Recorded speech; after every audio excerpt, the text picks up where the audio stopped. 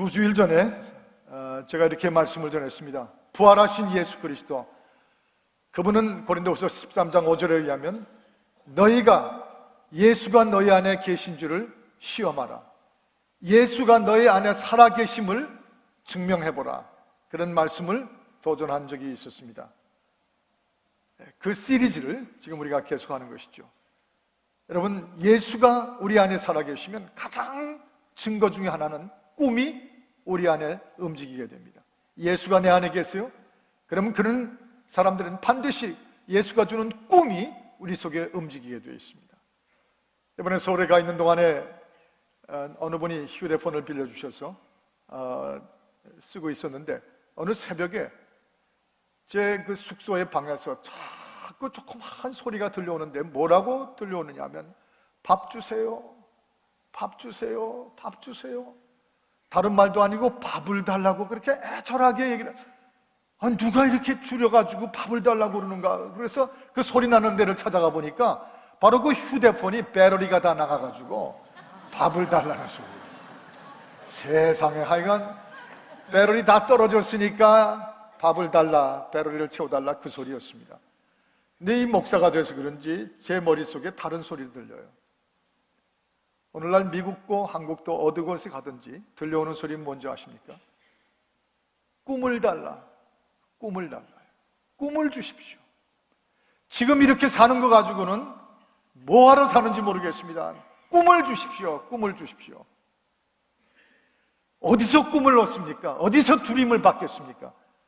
우리 크리스천들에게 중요한 사실은 예수 그리스도가 내 안에 살아계시면 그분은 오셔서 우리에게 꿈을 주시는 분이세요. 꿈을 심어주시는 분이 바로 오늘 갈릴리 해변에서 베드로에게, 안드레에게 오셨던 주님이 이 형제에게 어부에 불과하게 그저 고기 잡고 먹고 또 고기 잡고 또 하루하루 살아가다 나이 들어서 떠나갈 이 평범한 사람에게 주님이 오셔서 그들에게 부활의 주님으로 살아계실 뿐 아니라 그들에게 주신 것이 꿈을 주셨습니다. 지금도 마찬가지입니다. 여러분, 예수는 꿈을 심어주십니다. 한번 저를 따라 하실까요? 예수는 꿈을 주신다.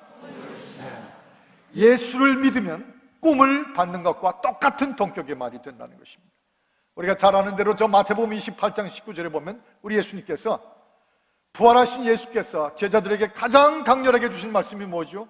너희는 가서 모든 민족으로 제자를 삼고 아버지와 아들과 성령의 이름으로 세례를 베풀라. 꿈이에요. 가서 모든 민족을 뒤집어 가지고 그들을 뒤흔들어서 그들을 하나님의 백성으로 만들고 삼위일체의 성령으로 세례를 주라 해가라. 꿈을 심어주시는 거예요. 너희는 그렇게 할 수 있는 사람이다. 너희는 충분히 그렇게 할 수 있어. 내가 너희에게 그렇게 할 수 있도록 꿈을 주니까 그 꿈을 실현해라. 그 꿈을 주신 거예요. 오늘 베드로에게도 너희는 이제, 베드로야, 안드레야, 이제 너희는 어부로 고기만 잡는 사람들이 아니라 이 그물을 던져가지고 고기를 잡는 그 놀라운 프로페셔널리즘을 가지고 이제는 사람에게 성령의 그물을 던져서 사람을 낚는 어부가 되라. 꿈을 주신 거예요. 저 마태라고 하는 세리가 누가복음 5장 27절과 29절에 보면 예수님께서 마치 일본 사람들이 통치할 때 일본 사람이 빌붙어가지고 한국 사람들을 막 피를 짜내던 그런 사람처럼 이 마태가 로마의 식민지 밑에서 붙어가지고 자기 동족을 괴롭히면서 세금을 뽑아내던 사람이에요. 온갖 욕지거리가 다 퍼부어지고 아주 경멸하고 냉대받는 그런 존재이면서도 뭐 어때 그러고 살던 사람이죠. 소위 말하는 짐승처럼, 개처럼 벌어가지고 정승처럼 살면 되는 것뿐이지, 그러고 살고 있던 이 매튜, 꿈이라고 하는 건 상관이 없던 이 사람에게 주님이 오셔서 Follow me, 나를 따르라고 말씀하셨어요. 와, 즉시 그거 있어서 일어나서 그를 구지로 믿고 따라가는 이 마태가 자기 집에 사람들을 모아다 놓고 잔치를 크게 벌립니다. 꿈이 있는 곳에 잔치가 터져나와요. 스트레스와 남의 비난 가운데 살던 사람들이 꿈을 펼치게 될 때부터 인간다운 모습이 나오기 시작하는 것입니다. 꿈이 사람을 살려주는 것이에요. 여러분이요, 돈이 있습니까? 돈 버십니까? 돈 버는 것도 우리에게 꿈이 된다고 생각하지만 그보다 더 중요한 꿈은 그 돈을 어떻게 주를 위해서 가치 있게 쓰느냐. 그때부터 돈은 꿈으로 변합니다. 취식, 책 읽고 공부하고 다 갖추셨어요. 우리 배달교인들 특별히 잘 갖추셨어요. 그런데 그 지식이 꿈이 되기 위해서는, 그 지식이 주의 목적과 남을 위해서 사용될 때부터, 그때부터 꿈이 될 때 지식은 꿈의 무대가 되는 것입니다. 예수는 이 땅에 오시고 우리 속에 살아계시면서 내 안에 살아계신 예수는 반드시 그분이 내 안에 살아계시는지 아닌지를 증명해주는, 프루브하는 방법이 있는데, 벌써 예수가 살아계신 분들은 꿈을 심어주는 대로 키우기 시작하는 사람들이에요. 예수가 내 안에 있어요? 그러면 동시에 꿈도 있어야 되는 것입니다. 이번에 제 아내 밑에 큰 여동생, 제 큰 처제의 아들이 결혼을 해가지고 제가 한국에 나가서 이런저런 일을 보는 동안에 잠깐 틈을 내서 그 두 아이가, 결혼한 아이들이 제 처조카들이죠, 와서 인사를 하러 왔습니다. 신랑은 신랑대로 그동안에 오래 못 봤는데 키가 훤칠해지고, 그 옆에 신부는 아리따운 꽃이에요. 얼마나 아이가 옛날 제가 결혼할 때처럼 그렇게 이쁜지 탁 들었었어요. 그래서 제 앞에 와가지고 커피를 사주고 여러 가지 덕담을 하고 축복을 해주고, 그리고 이렇게 물어봤습니다. 갑자기 이 아이한테 제가 뭐라 그러냐면, 이름이 종원인데, 종원아, 내가 하나 물어보자. 예, 이모부. 종원아, 너 꿈이 있니? Do you have a dream? 너 꿈이 있냐? 이 아이가 커피를 마시다가 당황해가지고, 꿈이요? 저 그런 거 없는데요. 너 그럼 꿈도 없이 결혼했고, 꿈도 없이 아내를 거느리는 남편이 되고, 드림이라는 것 없이 앞으로 인생 살 거야? 뭐하러 살아? 그때부터 이 아이가 안절부절하고, 그래서 제가 그날 알아버렸어요. 이 아이는 이제 일생 살면서 이 이모부가 물어봤던 그 질문, 너는 꿈이 있냐? Do I have a dream? Do I have a dream? 이거에 끊임없이 찔리게 생겼어요. 저는 그날 이 아이에게 꿈을 심어주는 그런 역할을 한 것을 기억하게 돼요. 물론 이제 헤어지면서 30만 원인가요? 30만 원, 300불 그걸 결혼 축하로 줬죠. 그 거금 30만 원을 줬어요. 그런데 그 30만 원 준 거보다 그 꿈에 대한 질문을 도전한 것, 그게 아마 그 일생의 가장 위대한 선물을 준 것으로 생각합니다. 여러분이요, 예수님이 이 땅에 오셔서 하신 것이 바로 그런 꿈에 관한 얘기들이에요. 요한복음 8장에 보면 가늠하다 잡힌 여인에게 뭐라고 심어주셨어요? 그 현장에서도 돌 맞아 죽을 뻔했던 그 가늠하던 여인을 구해내셔가지고 그 여인을 보내면서 뭐라고 말씀하셨어요? 평안 가운데 가라, 그리고 다시는 죄 짓지 말라. 네, 그게 꿈이에요. 그저 손만 대면, 걸어만 다니면 죄를 짓고 살던 사람에게 이제 예수가 내 안에 살아계심으로 용서받은 죄인으로 죄 짓지 않고 살고 수 있게 된 게, 그게 꿈이죠. 놀라운 꿈이죠. 예수의 머리에 향유를 부었던 여인, 막 살았고 험하게 살았던 여인이죠. 그러나 예수님께서 그 향유를 부어주시는 그 여인에게 꿈을 심어주셨어요. 뭐라고요? 이제 내가 그렇게 함으로 이후에 내 이름이 세상 모든 것에 전파되는 곳에서 내 이름도 함께 기억되리라 그러셨어요. 내 이름이 전해지는 곳마다 내가 오늘 나에게 행한 것들이 같이 전해지리라. 세상에 이런 좋은 꿈이 어디 있습니까? 주의 복음이 전해지는 곳마다 내 이름도 함께 전해지는 It's a dream. 이런 드림을 주님께서 우리에게 주시는 것이에요. 우리에게도 지금 오셔서 예수를 믿으십니까? 그러면 예수 믿는 사람에겐 예수가 심어주시는 꿈이 있어야 내 안에 그분이 살아계신 증명이 돼요. 누가복음 19장에 삭개오를 주님께서 그 집에, 그 천대받던 삭개오의 집에 가셨습니다. 그 삭개오가 감격하고 주님을 집에 모셔드리고 잔치를 베풀고 회개하고 제물로 취했던 걸 다 나눠주겠다고 선포했습니다. 그때 주님께서 즉시 19장 9절에 보면 뭐라고 말씀하셨어요? 보라, 오늘로 이 삭개오도 아브라함의 자손이라 그랬어요. 이 사람도 오늘부터 아브라함의 자손이라. 천대받고 멸시받던 존재가 아니라 하나님의 영광스러운 아브라함의 믿음의 가문의 사람이다. 꿈이에요. 주님은 이 땅에 오셔서 저와 여러분에게 그 꿈을 심어주시는 분이세요. 예수가 살아계십니까? 꿈이 있으면 예수가 살아계심이 증명돼요. 동시에 예수 그리스도께서 우리 안에 살아계신 걸 뭘 보면 알아요? 이제까지 하지 못하던 것들을 이제는 드디어 하게 되는 것, 그것이 꿈입니다. 하지 못한 것들, 하지 않았던 것들을, 하지 못하였던 것들을 하게 만드시는 것, 그게 주님이 우리에게 주시는 꿈입니다. 업으로 고기만 잡았습니다. 그런데 이제는 사람을 낳게 하셨어요. 고기를 잡는 피셔맨으로서의 프로페셔널이었는데 이제는 베드로의 그 후의 일생을 보면 사람을 예수께로 인도해내는 전문가가 되게 하셨어요. 꿈도 못 꾸던 일입니다. 베드로 같은 배운 게 없는 어부의 입장에서는. 그러나 하지 못하던 것들을, 사람을 핸들하고 사람을 이끌어내고 사람을 엮어내는 그런 구원의 넷, 이 성령의 그물을 탁 칠 줄 알고 거기서 사람이 끌려서 구원받고 예수 앞에 나오게 하는 것, 이게 우리도 마찬가지입니다. 지금까지 하지 못하던 일을 하게 만드시는 것, 하나님의 일을 하게 하시는 것이죠. 가정에서 살면서 보면 아내들 맞춰주기는커녕 뭐라고 집에서 얘기를 하면 시끄러워도 아니에요. 그것도 너무 길다고 생각하는데 시끄러!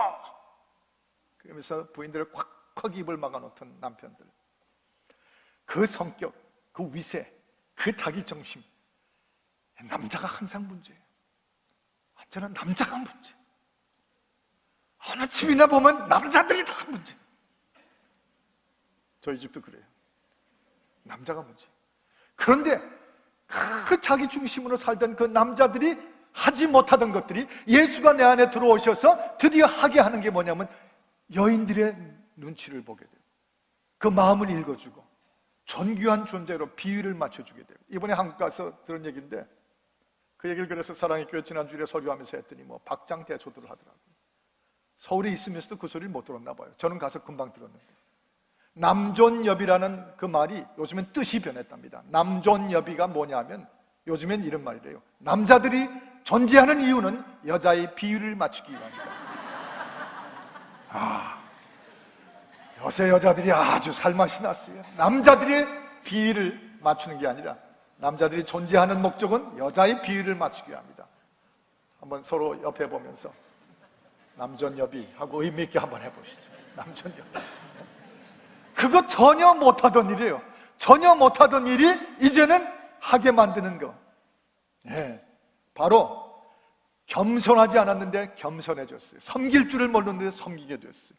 사랑이라는 건 아예 시큰둥 상관도 안 했는데 이제는 진심으로 내가 너를 위해서 존재하는 사랑으로 변하게 됐어요. 요 에베소 4장에 있는 말씀처럼 구습을 쫓던 옛사람을 벗어버리고 그리스도의 새 사람으로 주님이 내 안에 들어와서 하시면 이제 우리가 하는 것들은 옛 것을 벗어버리고 새 것을 입는 것이죠. 그래서 전에 못하던 거, 겸손하던 거, 전에 못하던 거, 남 섬겨주시는 거, 전에 못하던 거, 그저 남의 이익 같은 거는, 남의 유익함 같은 거 생각지도 않던 사람이 그것들이 가능해지게 변하는 트랜스포메이션, 트랜스포미딩, 그게 바로 우리 그리스도인들이 예수께서 우리 안에 살아계시면서 그런 삶을 살아볼 수 있도록 만들어주신, 그게 꿈이죠. It's a dream. 그런 건 하나도 이루어지지 않으면서 무슨 큰 꿈, 민족을 평등하게 하고 그렇게 꿈을 자기는 하나도 변화되지 않고 그 욕심과 그 음란으로 가득 찬 수많은 여자들을 무슨 기쁨전이하고 살아가던 그런 김일성이, 그런 김정일이 같은 그런 존재가 민족을 향한 꿈 하니까 저 민족을 수백만을 굶어주게 비참한 민족으로 만들어버렸어. 그러나 작은 우리 같은 한 사람 한 사람이라도 우리 속에 이 트랜스폼, 못하던 것들을 주님 때문에 하게 되도록 변화되고 바뀌어지면 그게 우리 삶이 상승되는 꿈이 되는 거예요. 상승돼 소어링하고 올라가죠. 여러분 저 베드로전서 2장 9절에서 10절을 보십시오. 한번 같이 읽어보실까요? 이렇게 우리가 못하던 걸 하게 되고 상승, 소어링, 날아오르게 되는 것이죠. 한번 같이 읽어보십시다. 시작. 오직 너희는 택하신 족속이요 왕같은 제사장들이요 거룩한 나라요 그의 소유된 백성이니 이는 너희를 어두운 데서 불러내어 그의 기이한 빛에 들어가게 하신 자의 아름다운 덕을 선전하게 하려 하십니다. 우리로 하여금 상승하고 날개치고 올라가게 만들죠. 전에 못하던 것들이 이제는 거룩한 백성으로, 전에는 어둠의 족속이더니 죄만 쫓던 죄의 노예더니 이제는 성령의 사람으로 전에 못하던 것을 하게 되는 것이죠. 그러면 벌써 우리 주변이 꿈이 펼쳐져요. 결혼식 때도 멋지게 결혼식을 몇만 불을 들여서 할 때도 이루어지지 못했던 그 화목한 가정이 드디어 그리스도가 내 안에 살아계시면서 전에 못하던 것들이 할 수 있도록 변함으로 정말 진정한 화목한 가정이 그때부터 시작인 것이죠. 다 마찬가지예요. 어제 저녁에도 오랜만에 저희 부부가 집에서 식사를 같이 하게 됐는데 제 아내가 김치찌개를 끓였습니다. 된장을 적당히 풀어놓고 김치찌개를 끓였는데 그걸 한 숟갈 제가 딱 집어넣고, 그전엔 제가 그랬거든요. 한 숟갈 딱 먹어보고 뭐가 모자라다, 뭘 좀 더 넣어야 되겠다. 그 지난번에 김장로님 댁 갔을 때 그 찌개는 이렇게 안 하던데 너무 기가 막히더니 맨날 기분 나빠하고 그랬거든요. 근데 어제는 한 숟갈 딱 입에넣고 죽인다. 뭐 옆에서 그래? 좋아? 또 한 숟갈 딱 먹고, 와 이런 찌개 끓이는 집 있으면 나와보라고 그래. 너무 좋아가지고 너무 하는 거 아니야? 뭐 옆에서 다 먹고 나니까 숟갈 딱 놨는데 어머 그러더니 저 밖에 그러하지 않아서 굴비를 지금 구워놓고 있는데 그걸 잊어버렸다는 거예요. 그리고 뛰어나가려고 그래. 그래서 제가 딱 붙잡으면서 It's okay, this is good enough. 이런 찌개를 먹었는데 뭘 굴비를 더 먹어? 그건 내일 먹어. 그랬더니 나오는 말이 우리 남편 최고다. 목사로서만 좋은 게 아니라 남편으로 최고다. 이게 지금 수십 년 걸린 거거든요. 근데 여러분은 저보다 더 하실 텐데 뭘 그렇게들 아닌 것처럼, 못하던 것들을 하게 되는 게 꿈이에요. 안 하던 것들을 내 안에 계신 예수 때문에 하게 되는 게 꿈이에요. 전혀 나하고는 상관이 없다던 것들을 이제는 나에게 내 일입니다, 내 소명입니다, 내 미션입니다 하게 된 것들이 바로 그게 주님이 베드로에게 오셨어. 너는 그저 고기만 낳고? 아니야, 이제 사람을 낳는 어부가 되라. 하지 못하던 것들을 주님이 내 안에 계셔서 하게 만드시는 이 꿈, 그 꿈이 있으십니까? 여러분에게 묻습니다. 당신은 꿈이 있으십니까? 어떤 꿈이 있으십니까? 어디서 얻은 꿈이십니까? 예수가 내 안에 들어와 사실 때부터 주님이 하늘에서 가져온 꿈을 내 안에 심어준 그 꿈이 지금 가동되고 있습니까? 바로 그런 꿈이죠. 이 꿈은 하나님의 마음에 참여하는 것입니다. 내 꿈을 접어버리고 하나님의 꿈을 내가 도입하는 것이에요. 베드로에게 바로 내가 너에게 복을 주어서 나를 믿느냐? 내가 너에게 복을 주어서 네가 갖고 있는 어선을 크게 늘려주리라. 두 사람이 타면 딱 그만인 그 작은 어선을 내가 한 20명 탈 수 있는 큰 어선으로 바꿔주겠다. 내가 그저 하나의 피셔맨이었는데 내가 이제 네가 나를 믿는 바람에 내가 너를 어업해서 사장으로 만들어주겠다. 그런 게 아니에요. 주님은 고기를 잡는 전문가인 베드로에게 사람에 대한 가치를 깨닫게 하셨어요. 하나님이 가장 갖고 계신 마음은 사람을 향한 마음이세요. People is the ministry. Ministry is people. 그런 말이 있죠. 목회는 곧 사람입니다. Home is people에 관한 것들이에요. Homemaker, 그것은 people maker예요. 가정이 곧 사람이에요. 모든 사람에게 하나님의 형상에 대해서 꿈을 가지시고 마음을 가지신 분이 바로 우리 하나님이세요. 이 사람을 향한 마음, 거기에 동참할 때부터 우리는 하나님의 마음에 동참하게 되는 것입니다. 잘못된 꿈을 가질 때가 많이 있습니다. 어제 2011년 5월 21일 해럴드 캠핑이라는 분에게는 망신 톡톡이 한 날입니다. 목사요, 미국의 신학자 가운데 한 사람이라고 자부하는 사람인데 패밀리 라디오라고 하는 방송국까지 움직이는 사람입니다. 그런데 벌써 한두 번 망신을 당하고도 또다시 미국을 향해서 5월 21일 2011은 최후 종말의 날이다, 심판의 날이다, 안 믿는 자를 싹 쓸려서 지옥으로 떨어지고, 그리고 진정 믿는 자들, 나를 따르고 믿는 자들은 휴고를 당하고, 똑같이 그런 소리 하면서 또 터뜨렸어. 그런데 어제 무슨 일이 있었나요? 어떻게 들러 올라갔다 내려왔다 그러셨어요? 아무 일도 일어나지 않았어요.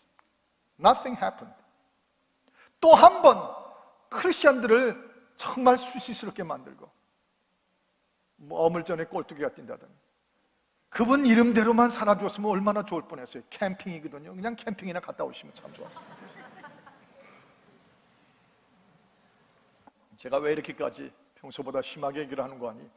우리 그리스도인들을 괴롭히는 사람들, 크리스천 서클 안에서부터 문제일 때가 있어.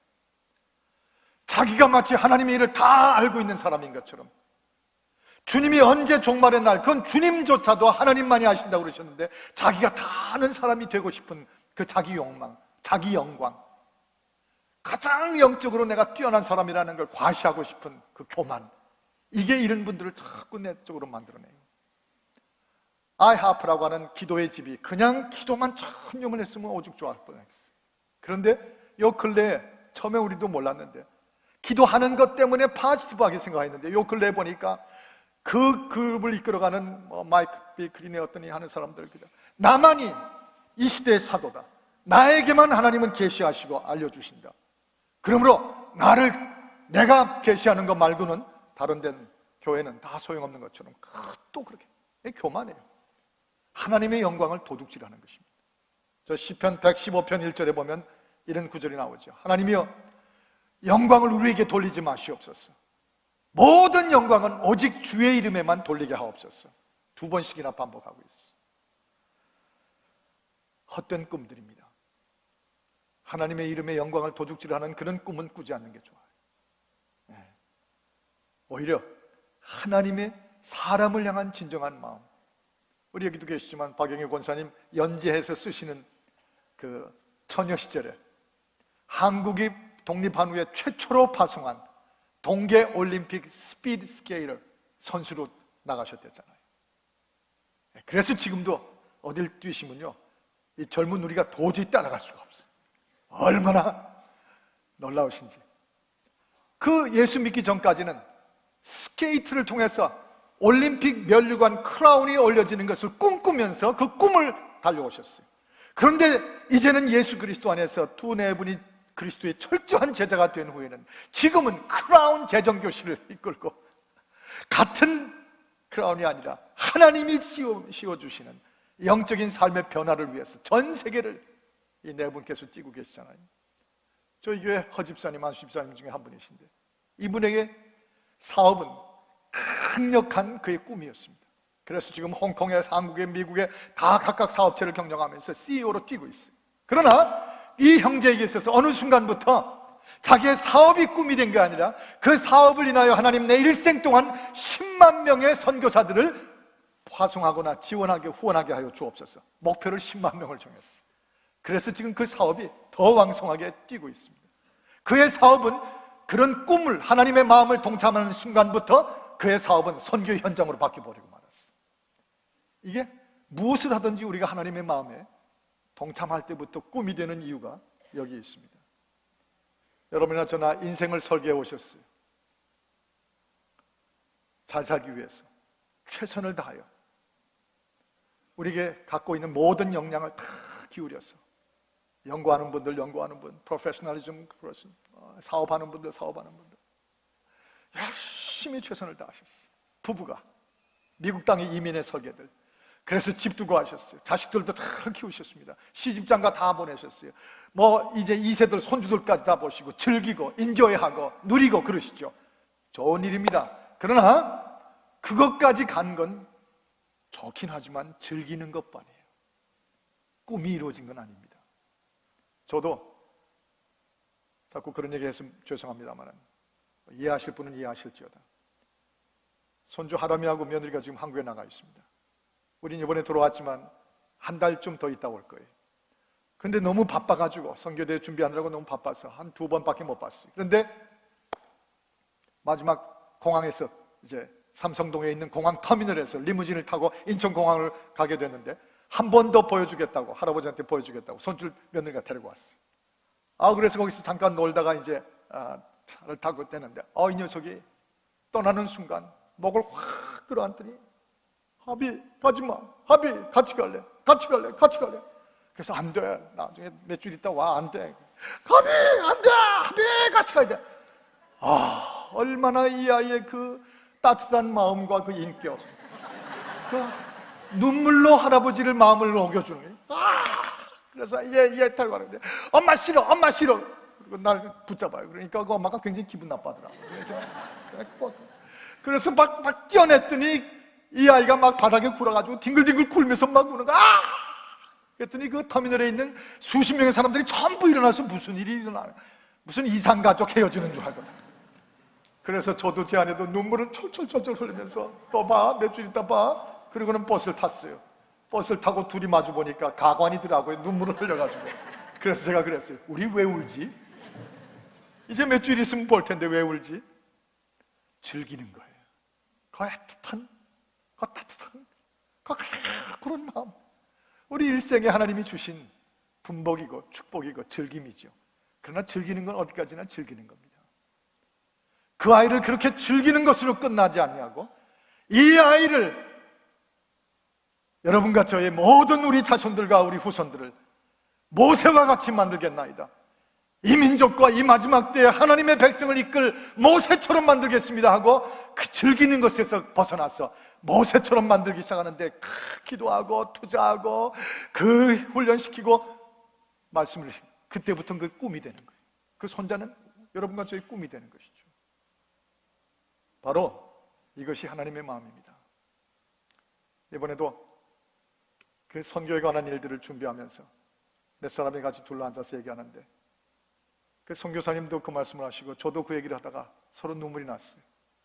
그래서 선교의 꿈을 꾸고 있는데 저를 이번에 수행하고 나가셨던 우리 집사님 중에 한 분이 그 옆에 앉아서 이렇게 섬겨주다가 우리가 나누는 대화 속에 듣다가 갑자기 그 형제의 눈에 빨갛게 눈이 변하면서 눈물이 흐르는 걸 봤어요. 제가 그 이 집사님의 눈에 흐르는 눈물을 보면서 이 형제의 마음속에 하나님의 마음이 심어지기 시작했구나.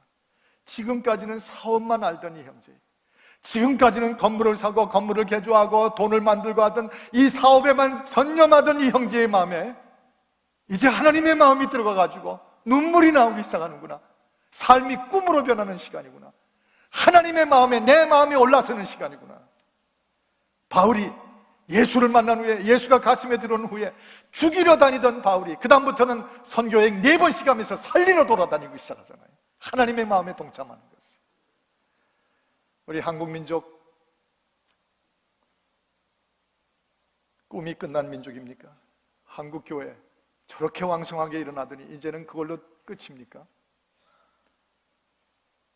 한국 땅이 음란으로 가득 차 있어요. 돈 좀 벌고 번영해져가지고 허영심 말도 못해요. 교만 대단합니다. 마치 그 물질의 번영이 우리의 꿈이었던 것처럼, 꿈을 다 이룬 사람들처럼 그렇게 행동하고 방자해요. 심지어 얼마나 음란이 심한지 사돈 장로님 부부가 점심을 한번 대접한다고 그래서 같이 어느 식당에 먹고 나오는데 그분이 저를 태우고 갔던 그 차를 문을 열라고 하는데 차 유리창에 한 대여섯 개의 명함 같은 게 막 꽂혀져 있어요. 이게 뭔가 봤더니 다 벌거벗은 여자들 명함이 다 꽂혀 있는 거예요. 그 사둔간에 한 사람은 목사고 한 사람은 장로 그 부인들인데 얼마나 명구스러운지 그거를 음란으로 온 나라가 가득 차버렸어요. 이게 교회가 대형으로 번영하고 이것이 한강의 기적을 이룬 물질의 번영을 만든 꿈의 결과가 이겁니까? 아니에요. 한국은, 민족은 끝난 게 아닙니다. 교회는 끝난 게 아닙니다. 지금부터가 시작입니다. 지금부터가 시작이 돼야 돼요. 옥하는 목사님께서 평신도를 깨운다는 꿈을 가지고 시작했던 것처럼 저 영등포에도 그 홈리스 피플들의 바퍼라고 하는 그 사역자 한 사람이 밥을 퍼주고서 수백 명의 자원봉사자들이 와가지고 그들이 식모를 데려온 게 아니라 스스로 식모의 옷을 가지고 나와서 입고 수백 명이 줄을 선 수천 명을 먹여주는 것처럼 사람을 살리기 위해서, 하나님의 마음에 동참하기 위해서, 눌린 자, 갇힌 자를 도와주기 위해서 지금도 라오스와 버마의 밀림을 헤매며 탈북자들을 구출하는 꿈을 실현한 사람들. 요한복음 4장 24절에 신령과 진정으로 예배할지니라는 말씀을 가지고 이 교회에 계실 때 삶이 곧 예배가 되게 하시고 예배가 삶이 되게 하여 주옵소서 하고 예삼체풀이라고 이름을 붙이고 그렇게 정열적으로 뛰던 우리 송경일 목사님이 지난주로 사역을 끝내고 이제 산호세에 올라가셔서 오늘 그 교회에서 설교하시잖아요. 이제 그곳에서 삶이 예배가 되고 예배가 삶이 되게 하소서, 이 꿈을, 하나님의 마음을 퍼뜨리기 시작하고 있어. 하나님의 마음에 참여하는 것이 꿈입니다. 저는 이번에 새로운 꿈을 꾸며서 돌아왔습니다. 하나님의 마음에 동참하는 사람들이 연합되어야 돼요. 힘은 흩어지면 아무 소용이 없어요. 힘은 합쳐져야 힘이 되는 것입니다. 특별히 이번에 우리가 결정한 것 중에 하나가 남한 땅, 한국 땅의 교회가 연합해야, 아까 로버트 박이 말한 것처럼 한국 교회가 연합돼야 저 북한의 문제가 결국 해결되고 끝날 것입니다. 저 동족들이 구원함을 받을 것이에요. 저들이 지금도 저렇게 비참하게 있는 건 한국 교회가 연합되지 못하고 하나님의 마음에 진정 동참하지 못했기 때문에 채찍으로 쓰시는 것이에요. 그래서 저 마산과 대구, 저 부산과 진해와 여수와 목포에서부터 하나님의 백성들이 내년도에 대기도의 국토대장정, 기도의 대순례를 일으켜서 점점 북상하면서 전주로, 광주로, 대구로, 대전으로, 천안으로, 서울까지 밀려 올라오면서 그것이 저 평양까지 강한 하나님의 군대의 영향을 미치도록 워커턴을 시작하기로 했어. 대연합 행진을 시작하기로 결정했습니다. 그래서 하나님의 백성들이 저 남쪽에서부터 시작될 때는 뭐 5만 명, 1만 명 시작한 것이 점점 10만 명으로, 50만 명으로, 100만 명으로 점점 늘어났어. 그래서 온 땅의 한국 교회들이 저 마틴 루터 킹이 외쳤던 것처럼 I have a dream, we have a dream. 우리는 하나님의 백성들을 다시 하나님께서 연합하시고 사람을 살리도록 저 북한 동족을 살리시고 열방을 구원하시도록 한국 민족에게 새 꿈을 주신 줄 믿습니다 하고 워커턴을 시작하기로 결정을 했어요. 이 배달교회가 중심이 될 줄을 믿습니다. 그리고 이 테이프, CD를 듣거나 CGN TV로 또는 CBS에서 또는 NTV를 통해서 오늘 이 설교의 방송을 들으시는 모든 미국 땅의 성도들이 다 이것에 마음을 합쳐주시기를 바라는 것입니다. 주여, 우리가 새 꿈을 가지고 연합되어 민족을 살려내고 세상을 살려낼 수 있는 바로 이것이 하나님의 마음에 동참하는 꿈입니다. 당신의 꿈이 있습니까? 그러면 당신 안에 예수 그리스도께서 살아계십니다. 예수 그리스도가 당신 안에 살아계십니까? 그러면 당신은 분명히 꿈이 있어야 됩니다. 오늘 이 질문, 이 도전을 갖고 새로운 발걸음을 시작하는 여러분 한 분 한 분이 되기를 주의 이름으로 축복합니다. 아멘. 기도하십시다. 하나님 아버지,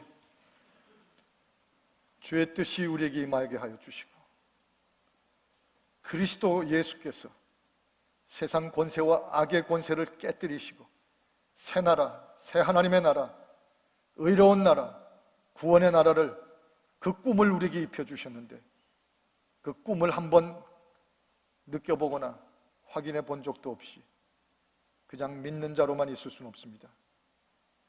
예수가 당신 안에 살아계십니까? 그러면 당신 안에 예수가 심어주신 꿈이 있어야만 합니다. 이 강렬한 챌린지가 이제부터 새롭게 우리 가슴을 괴롭히게 하시고 찔림을 받게 하시고 그러므로 일어나 꿈을 향한 발걸음을 주 안에서 시작하게 하여 주옵소서. 예수 그리스도 이름으로 기도합니다. 아멘.